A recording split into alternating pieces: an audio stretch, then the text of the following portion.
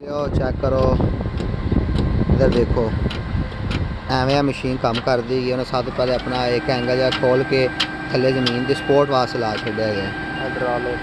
Hydraulic system ਹੈਗਾ। Hydraulic system ਨਾਲ ਇਹ ਉੱਪਰ ਆਏਗਾ, ਇਹ ਬੋਮ ਉੱਪਰ ਆਏਗਾ ਜਿਹਦੇ ਨਾਲ ਕੋਲਮ ਦੀ ਭਰਾਈਆਂ ਹੋਣਗੀਆਂ।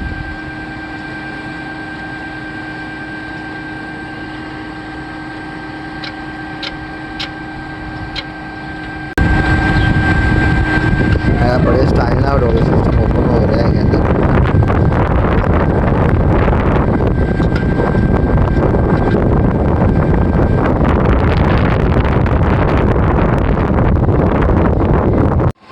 ਇਹ ਮਸ਼ੀਨ ਕੰਕਰੀਟ ਲੈ ਕੇ ਆਉਂਦੀ ਹੈਗੀ ਹੈ।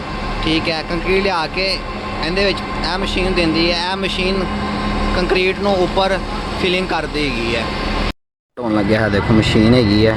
ਠੀਕ ਹੈ, ਇਹ ਰਿਮੋਟ ਕੰਟਰੋਲ ਹੈਗੀ ਹੈ। ਦੇਖੋ ਇਹ ਸਾਰੀ ਰਿਮੋਟ ਦੇ ਨਾਲ ਇਹਨੂੰ ਕੰਟਰੋਲ ਕਰ ਰਹੇ ਹੈਗੇ ਨੇ।